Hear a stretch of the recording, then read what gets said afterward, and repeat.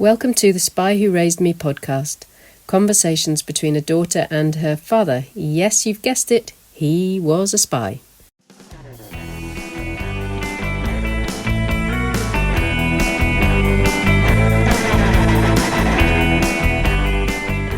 Hi, my name's Iain Craigie and I'm on Zoom with my dad, Iain Craigie, and this is our 8th podcast.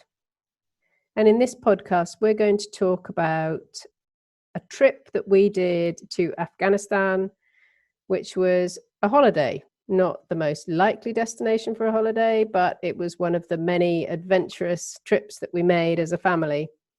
And we have covered some of this in a previous podcast, but what we're going to go into a bit more detail about today is the history of Afghanistan, the turmoil in the country, and how the country and the intelligence surrounding that region has changed since we were there in the 1970s through to now. And so, Dad, just tell us a little bit about, set a little bit of context to our trip to Afghanistan, and also, you know, in the context of when you were based in your intelligence role in the consulate in Delhi. Yeah, it's a crazy place to visit, of course, Afghanistan. I think wherever you are, whatever century you're in, people think of Afghanistan as being a hostile place with lots of dangers, and that was basically the case in 1970-71 when we were in New Delhi. And I can remember discussing where to go for holidays. And whenever Afghanistan was brought up, people said, whoa, you don't want to go to Afghanistan. Too much happening, too many dangers, and so on. But anyway, being as we are, we decided to go. And it was quite a long journey. We were well prepared. We read up on basic facts on Afghanistan. And our circumstances at the time was that my wife, Wilma, was pregnant, and Jane was 4 years old, Jane, I think, then. Yeah, probably about 4, yeah, Dad. 4. And we had a passenger too, who was daughter of one of my colleagues in the High Commission in Delhi. So we set off in a BMW 1800. Not brand new, but sparkling. And it was red, very ostentatious. And we set off one weekend, and we had to drive for quite a number of hours to get from India into Punjab and then into Pakistan. And we set off, and the further west we went, the more we started thinking, my God, are we doing the right thing? So anyway, we after some time, we arrived at the border into Pakistan, and that was an eye opener. We really hadn't seen, being stationed in Delhi, we hadn't seen at that time any of the grottier parts of that part of the world. Anyway, we got to Landi Kotal, and we had to show the papers that were required, passports and so on. And as we sat and waited for the papers to be processed, we looked up and we could see odd people walking past the border up a ravine, and then they seemed to disappear. So we thought, we'll have a look at this, closer look. And what it was the public latrines. And it was incredible. It was a deepish gorge with a huge tree that had been felled to lie across it. And the public latrine was this big tree trunk, perhaps 20, 30 feet above the floor of the ravine. And so they walked out to the center. They had a couple of armrests to hang on to as they did the business. And out it came, men and women, children too. And they went out, and as they settled down to do whatever they were going to do, there was this enormous squeal or squeals, and a pack of pigs came racing down this ravine, eager to test out the wares and see whether it was edible. And so they waited, and they actually cleaned up this this mess at the bottom, and that's where they lived, and that's where they slept. These pigs. I don't suppose, being Islamic, that they would ever have done anything other than just shoot them, I guess, when they had finished their lives. But anyway, that was an eye opener. And then we pressed on from there. Very, very hot. It was just tremendously hot. And of course, with a pregnant wife and a 4-year-old daughter and a friend, it was decidedly uncomfortable. There was nowhere to stop. There was nowhere to have a cup of tea or an ice cream. So we just kept on going, and eventually we arrived at Islamabad, where we stayed for one night, where Jane sang a little song on the stage at the High Commission in Islamabad, which I think we have on film. And then on to Peshawar.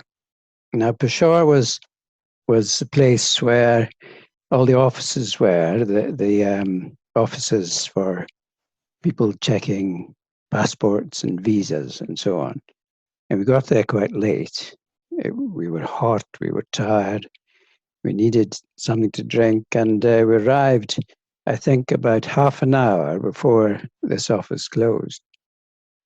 And we had to get a special pass for the Khyber pass from this office. So in we trudged, and they looked at us, very fierce-looking men with big turbans and Pathans, I think they were.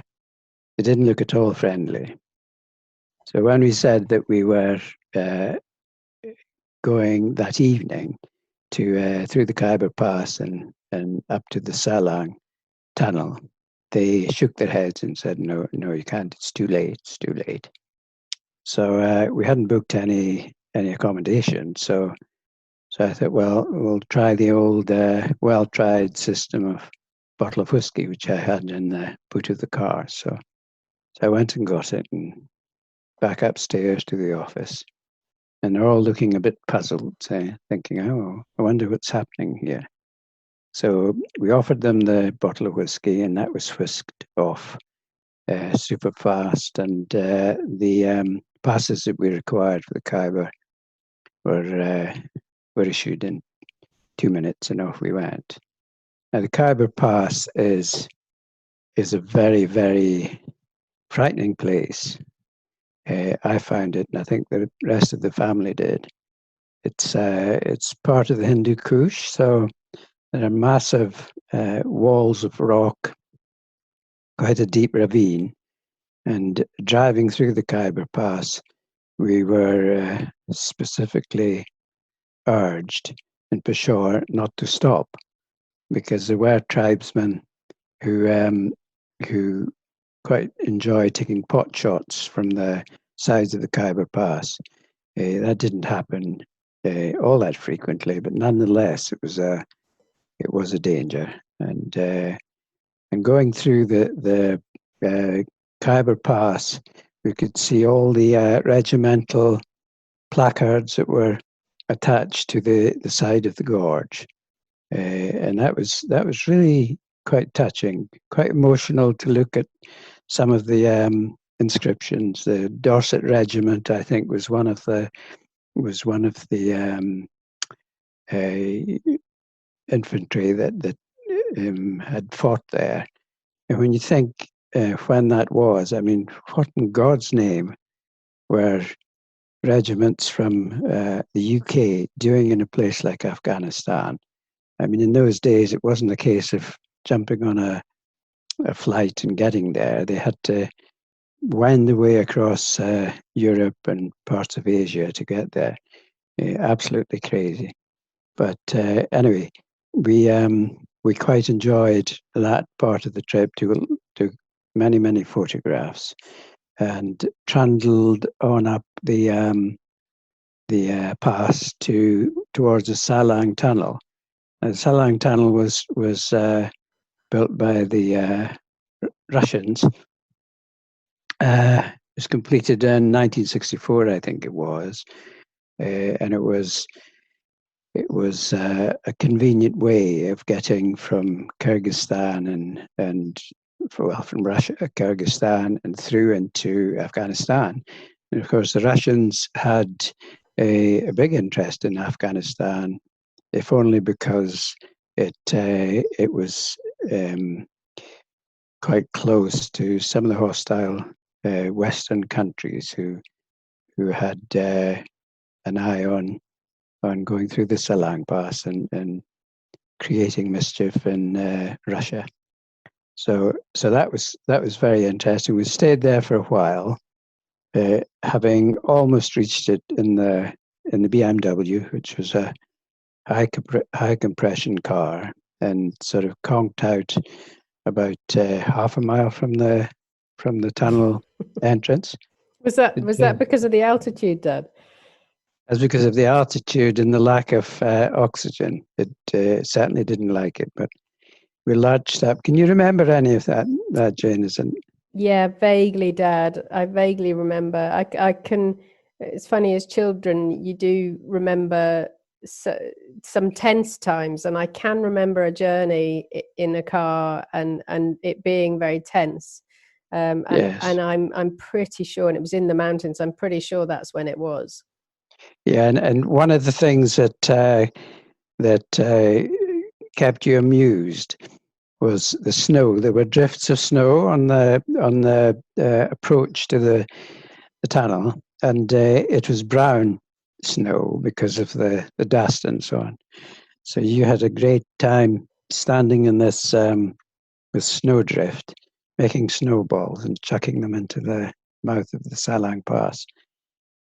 But yeah, so the Salang Pass was more recently famous for a huge explosion when the Russian troops were coming through to invade Afghanistan, and one of the tankers burst into flames, and I think it was 2.5 kilometers, 3 kilometers long. So any vehicles, people who were trapped in the tunnel lost their lives. So there's a very very high fatality rate. So anyway, we did that. Took plenty of photographs. Looked at the Hindu Kush for a while, but it's a forbidding place. I mean, one had to say that people who lived in that area must have been very tough. Well, they were incredibly tough. No roads except for the one through the Khyber Pass up into the Salang Pass, and rough tracks, snow, huge storms in the winter.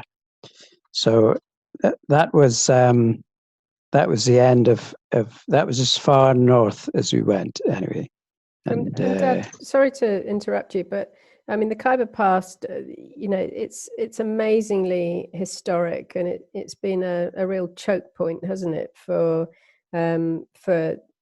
military, and also I think it's a divide between two different tribal areas. So it's heated in so many ways by its altitude, by it being the only route into Afghanistan, so it's an important route. And then you've got this tension of the tribes either side of it as a dividing line. And then but it's always been thus because it was part of the silk route. And just reading up before this call, apparently there used to be silk, jade, rhubarb, all traded along the silk route. So dating way back, it's been such a focus of attention, as it remains still now, but for different reasons. Yes, absolutely. I mean, I didn't realize rhubarb was part of the trading commodity in the silk route. Well, I mean, that doesn't surprise me because it would have been something exotic, which is what the silk route was all about. But yeah, no, that's for sure. And I think over the years, it's changed somewhat, but you just get the feeling of antiquity when you're there because it's unchanged, I guess, apart from one or two houses that have been built and so on. But it still looks very very hostile. Yeah, so the the conditions there, when just going back a wee bit, the conditions there for troops, Russians and British troops, was totally hostile, and millions of, well, thousands, tens of thousands of people perished traveling through Afghanistan, especially in Hindu Kush, because of starvation and because of the climate. They just froze to death. I think now that in this recent era, 20 years ago, I think it was, remembering that we're talking about the early 70s, so that's something like 50 years ago. There was nothing, there was no real effort to attract tourists, and you can see why. But now apparently they have built a hotel near the Salang Tunnel where people can go and enjoy the views and so on in absolute comfort. So yeah, so anyway, we continued with the journey.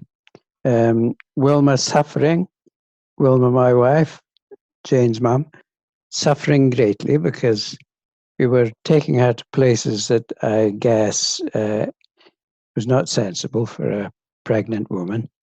And we had another destination in mind, which was Bamiyan. Now, I was determined to go and see this place because, by all accounts, it's one of the most impressive series of lakes anywhere because of the color and because of the fact that they're so remote, but also because there were so many statues had been carved from the rocks of Buddha. And these, I was really keen to see those and photograph them. But we didn't quite make it because Wilma was, I think she had become quite tired and because of the altitude too, I think. So we decided to turn and come back. So that's exactly what we did. But Dad, you got as far as Kabul, didn't? Yes. Or we got as far as Kabul, and we stayed a night in Kabul, or night or two in Kabul. And what was Kabul like? Kabul was like the rest of Afghanistan. It was a surprise because you drove into Kabul, and it was quite primitive in many ways. The buildings were not modern buildings. They were relics, some of them. They were crumbling, falling down, and so on. And there was a river that flowed through the center of Kabul. And that was interesting. We sat for 1 or 2 hours looking at what went on around this river. People cleaning their teeth, people drawing water from the river, people jumping in the pools and so on. So there's a hive of activity around it, but there's always this air of sinister people walking around, and some of them were, I'm sure, had bad ideas of what they would do to tourists, and certainly we were the only ones there. We didn't see anyone else apart from us that were not Afghanis. So we sat there for a long time watching what happened in the town, and they had ramshackle vehicles. They had donkeys going through with little carts. People who looked elderly, very, very old people, who were hanging in there, no teeth and huge turbans with rifles and ropes. For some reason, in Afghanistan in general, but certainly in Kabul, half the people, the men, had rifles, and they also had loops of rope around their shoulders. I don't know what it was for, but they walked around proudly with this lump of rope on their shoulder, and sometimes brandishing their rifles. But so I think in many ways, looking back, it was a great experience. And I think maybe for Jane in particular, 4-year-old, being able to remember some of that and getting some insight into a country and its people who you would never expect to see in this day and age. And I think for that reason, I look back and think, well, it was a silly thing to do, but then some of the memories and the realization of how difficult it must be for people living in some of those countries, I think it was well worthwhile. What do you think, Jane? Yeah, definitely, Dad. I mean, it's quite poignant, really, to think about where the country is now and what it's been through in what's been a relatively short period of time from the 1970s to now. Just the, it's a troubled country that has had so many powers trying to govern it, to rule it, and you wonder if there'll ever be any peace there. No, I think that's quite right. And looking back to our 2.5 years in Delhi and the situation then with China and India, with Pakistan, with Russia, all big players in what was happening there. And now it's not much different. I mean, the same hostility, the same tensions are there, some of them ethnic, some of them economic, some of them just being aggressive and trying to subjugate parts of that area. And it's interesting too that in Delhi, it wasn't, I think we mentioned in that podcast that from an intelligence point of view, it was not an easy place to collect intelligence because of the fact that the frequencies that were in use, high frequency HF, were badly affected by the location, by the mountains, by the weather, and so on and so forth. Whereas now, it's changed so markedly that the whole perspective has changed, and the satellite era started probably in the late 60s, early 70s. And now all the intelligence gathering for that part of the world, for Eastern Asia, for China, for India, for Pakistan, and so on, is carried out from Australia by the Americans mainly. Some input from the Australians, but it is an incredible thing they've done. They're situated. Pine Gap is the name of the installation. It's right in the middle of Australia, and it has, I think, 80 surveillance satellites to look at, and they do this from that center. They collect information, they disseminate the information, they feed data back to the United States, to Britain, and so on. And it has become such a well managed program that the data that they receive can guide missiles. They can apprehend missiles. They have geolocation, so they can track people on the ground, and they can control it from Australia or indeed from America or Europe. So they have this incredible means of surveilling what would be a third of the world's surface, and they can tell when a satellite has been launched by another country. They can tell when missiles have been fired. They can tell when people have moved, when troops have moved, when aircraft have moved. I mean, it's just incredible the amount of information they can get out of one site in Australia. So I think it's changed so dramatically that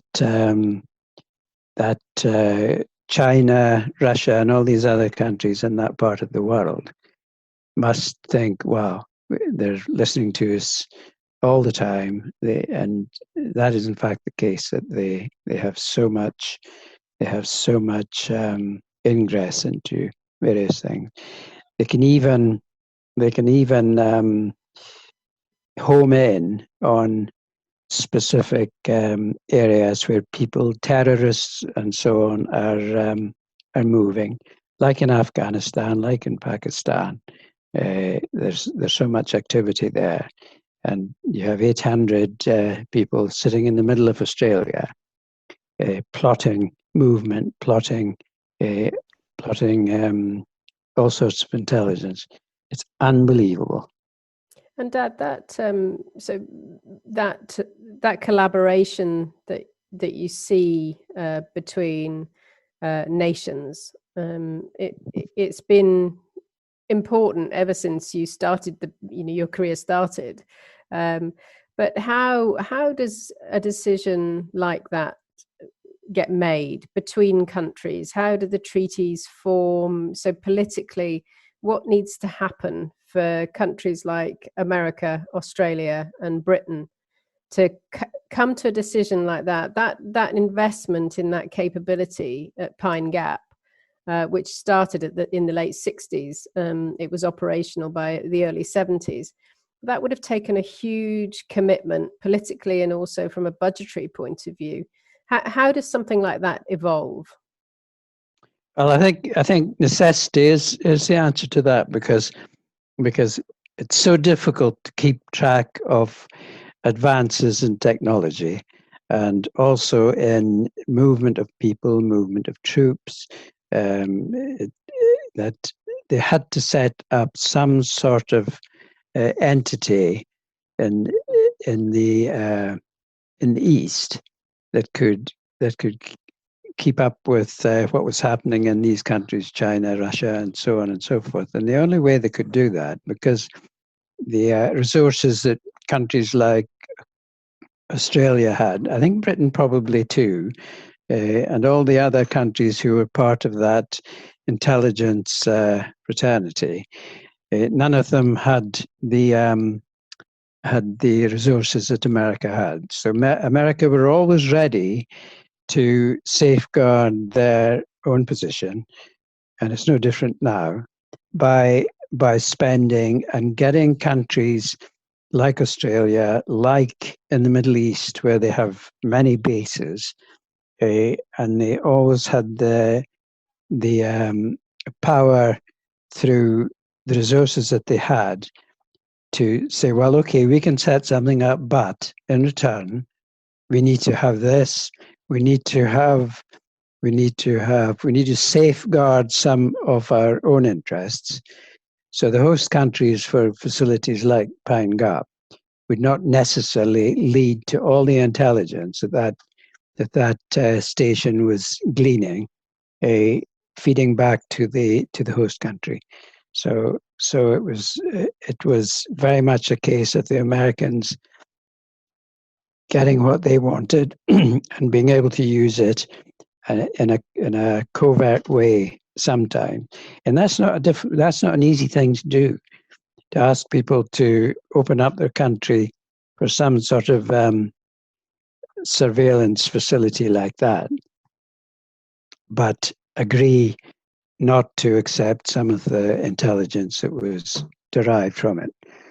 And it was amazing foresight, wasn't it, really? But then I suppose, going back to the point that we were making earlier, that this region has always been incredibly volatile and will probably ever be thus, because it's right in that hinterland of China and Russia and India. And the foresight for the intelligence community to say, actually, this investment in this facility in Australia for the long term is absolutely vital, and how right they were with everything that has happened over the ensuing years in that region. It's just been absolutely essential, hasn't it, to keep that scrutiny on that region. With the Taliban coming in 1996 to taking over the country, that makes that whole region so vulnerable, doesn't it? Absolutely. And I think recent changes within the last, I suppose, year, really, you begin to see different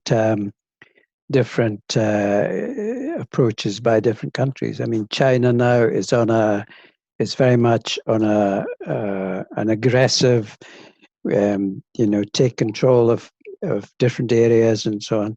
It's almost palpable now, and the Americans, in a sense, are in a very powerful position because they have access to all this intelligence. But nonetheless, there are very difficult times ahead, I fear, and with China, Russia, India, Pakistan, and some of the other countries, North Korea, Taiwan even, creating more and more military might and technological might, that it's getting more and more difficult to keep up. So I think there's a point where maybe like GCHQ and their reliance on cyber efforts, which they're doing now, they're building up huge cyber capability to keep up with what's happening. So that's one way, perhaps, that America and its allies will stay abreast of some of the happenings in China and Russia and so on. But they're getting so good. I mean, if you look at China now on their technical side, they're forging ahead. And I think this is why, at this moment in time, they're beginning to feel that they are in the ascendancy. And I think that because of some of the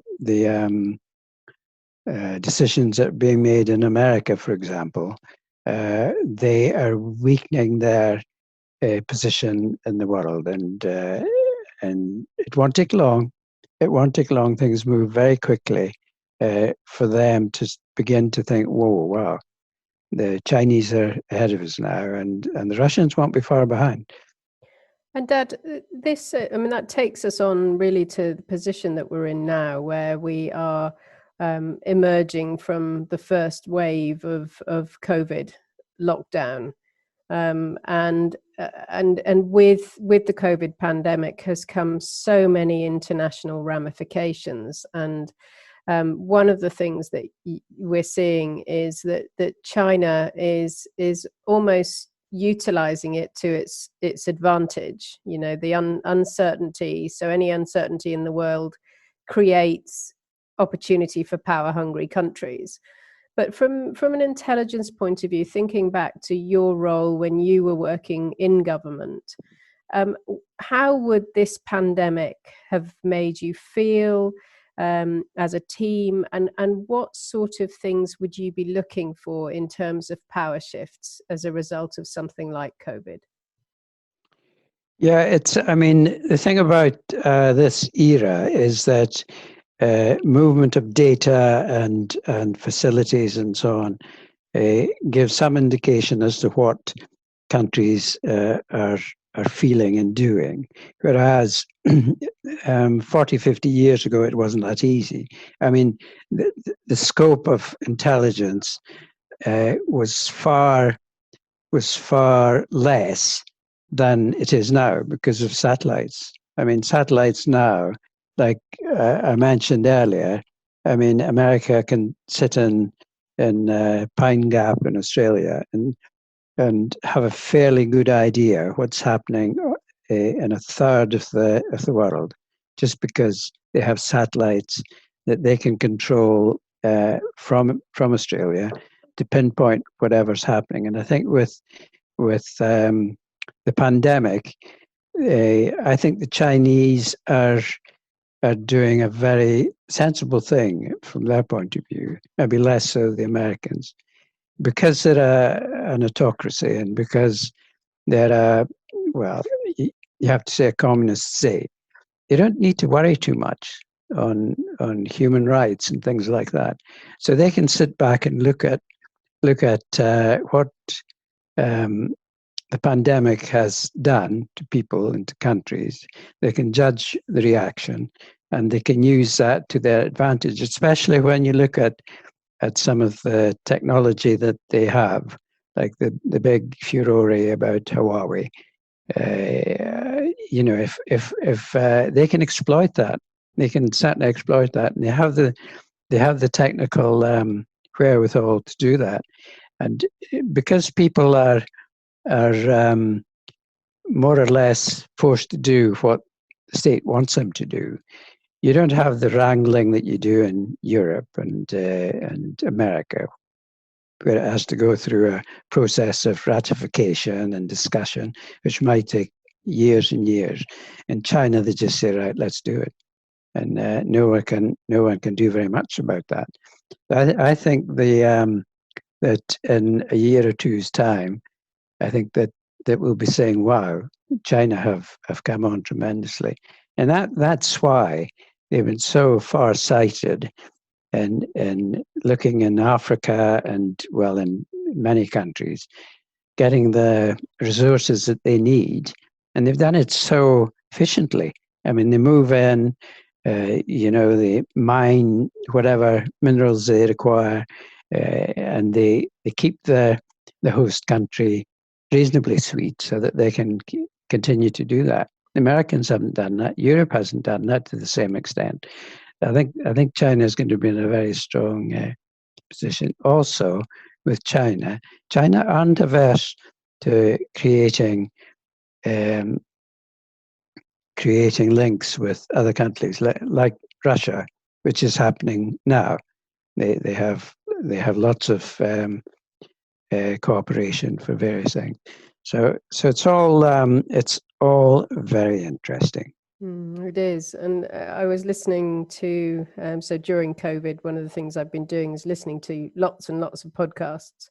And one of the ones I really enjoy is the Monocle's Foreign Desk.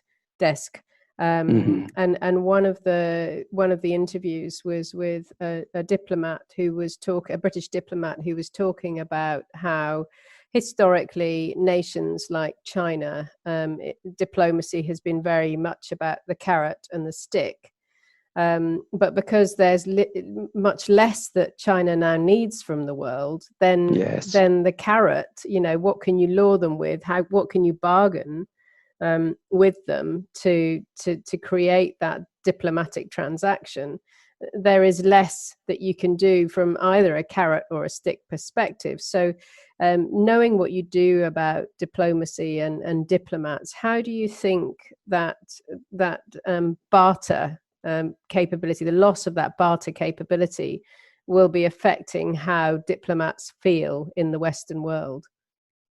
Well, I think it's interesting you should mention diplomats, because one of the things that we don't do well in whatever situation we're in, be it pandemics, be it threats from other countries, we don't use the expertise that we've built up over a period of time. We don't use diplomats who are resident in posts for 3 or 4 or 5 years sometimes, who know instinctively what countries are doing, because they've been there, they've spoken to all the power base in that country.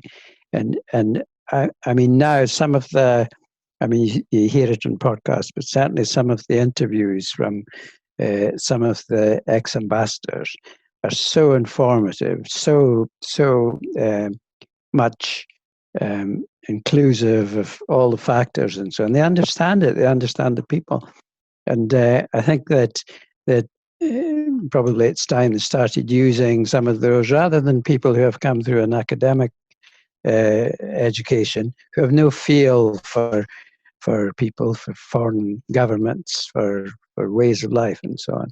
We really need to get our act in order, because China they haven't the need to do that. They can just do what they're doing. They can build airfields on a few islands in the south, for the South Pacific, and the Americans can try and do their best to counteract that, but it's not an easy thing. I mean, they're way, they have to be prepared to have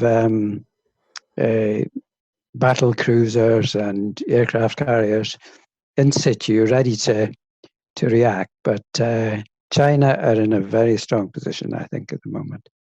And that's such an interesting observation about diplomats, and I think probably reading between the lines of what you've said is that movement of people that have a lot of experience in a country as part of the diplomatic community or as an ambassador, that there's real value in keeping them in post or focused on a region, because of all of that innate knowledge that they gather from being in post. And you certainly see it when you meet very accomplished diplomats at very senior level, ambassador level or just below, and they just are completely in tune with that nation, its culture, the dynamics of politics. And when you hear a really able diplomat being interviewed, they're just so wise. And I think as a nation, sometimes we don't see nor value the huge power they have in keeping peace and keeping trade going and keeping relationships sweet. And it's just really lovely to hear your observations of them, but also your reflections on how we should use them better. Yeah, I mean, if you look back on some of the ambassadors who have been in certain countries, I mean, one shouldn't name names, but Peter Westmacott is one of those. Sir Peter Westmacott. I mean, I knew him in Ankara, and he was such politically adept. I mean, you could tell that he understood what was going on and knew exactly what people represented in various countries. And some of I think it's Ford is one of the American ambassadors who was in Iraq about 10 years ago. Absolutely crystal clear. I mean, his views on everything, and like in this pandemic, from the medical side, we get some of the of the people who are involved are absolutely crystal clear. They don't waffle. They don't boast about things. They just tell you the facts. And I think that we've got to revert to that. We certainly in Britain must start looking at it, a much more pragmatic approach to solving problems. Yeah, completely agree, Dad. And I'm going to ask you a little bit about the threats that a nation determines or sees from an intelligence point of view. And we are in an era now where terrorism and cybersecurity are so important. Through your career, what have been the biggest threats to security, and where was your focus during those early years of the 60s, 70s, and 80s? What was the focus? What were the main threats that the intelligence community were dealing with? Well, I mean, now terrorism is one of the huge threats, but way back in the 60s and the 70s, it was. I mean, I guess the Cold War was one of the global threats because of the situation that we found ourselves in with a powerful nation like Russia and America and Europe trying to cope with nuclear warfare. But as over the last 30, 40 years, I mean, the threats are different. They're so different. And we're still talking about nuclear weapons. And, you know, COVID-19 has shown us, the human race, for anyone who is skillful enough to create a virus that can be introduced to a population. I mean, for God's sake, all you need is one puff of a virus, and you can decimate a nation within no time at all. So it's only a matter of time, I think, because before terrorists are at the moment probably have been denied some of the income that they've had heretofore, and various changes in Iraq, Iran, and Afghanistan has made it less likely that they can fund their planning and so on. But the danger there is, again, if you don't have the diplomacy and the insight into what these people are doing, then you lose trust. You lose touch, and you can see that with some of the happenings in Britain, also in America, well, all over the world. That terrorism, they're looking at easy, cheap ways of bringing mankind, if you like, to a standstill, so that gives them opportunities, like in Africa, like in Afghanistan, like in Pakistan. It gives them opportunities to set up whatever ISIS or Al Qaeda, whatever, and that gives them control, which is what they're over, what they're after. Yeah, power over the people. Power over the people. Yeah, it's absolutely fascinating, Dad. And I think, well, going back to what we were saying about having travelled in these lands, you know, the sadness of that region is that it is one of the most beautiful parts of the world. You know, Afghanistan, Yes. the Hindu Kush, Uzbekistan, you know, all of those areas are just absolutely beautiful. And from the photographs that you took while we were traveling there, and I fear that we will never have the chance to go there again. And that poignancy that I feel having traveled there, albeit at a very young age, you know, I'm eternally grateful that you took us to these places as a family, because if we hadn't, you know, we would never have had that experience and that insight into the place and to the people. Yeah, that's true, and I think looking back, it's such an important thing in this day and age that we try as much as we can with the younger generation, to give them as much experience as possible of other countries, of other ethnic groups, because in doing that, the more you've traveled, the more you've had contact with that, even though it looks as if we're not going to be able to travel as we have done in the past, but it still opens your mind and it gives you a broader base from which to make decisions that are meaningful for mankind.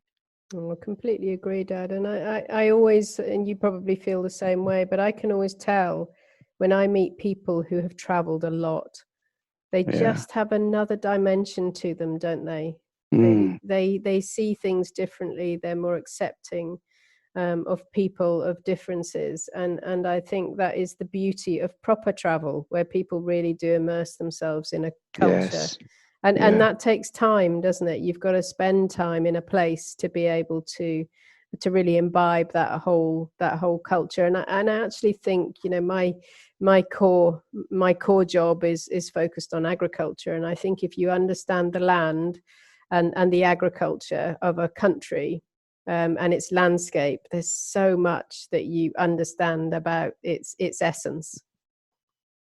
Yeah, I totally agree with that. And I think our trip to the Lebanon a few years ago is indicative of that fact, And there are so many podcasts you could do on countries like that, having been there and spent time in Afghanistan, India too, and revisiting that a few months ago, it just gives you that ability to assess what's going on, but not just assess it on a cold sort of distance way, but to really feel it, and to feel that what's happening isn't right, or whatever.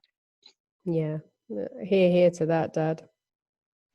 And I think I think we'll cover a lot of those places in subsequent podcasts, but one of the ones that I would like to do next, if you're up for it, I'd really like to talk to you about your time in Hong Kong, because there's so much happening in Hong Kong on the back of what we were talking about with China's increase in Yes. might and power. But it would be great, if you're up for it, that if we make the next one on Hong Kong. Yeah, I'm quite happy about that, and there's plenty of things we can talk about on the basis of Hong Kong. Very topical at the moment, isn't it? Definitely. There's huge amount of change going on there, which will have long-lasting impact on its people. That's for very sure. But Dad, well, thank you ever so much. It's probably time for a cup of tea and a piece of cake. 10 to 5 on a Saturday afternoon. That's usually your cake time. Cake time, and we have my little grandson Harris here, who's sitting next to us. He's listened to all of that. So, and he'll be asking questions once we finish. But thanks, Jane. That was very interesting. Well, thank you, Dad, and thank you for sharing all of the stories and your insight. As always, it's been absolutely fascinating. I enjoyed it.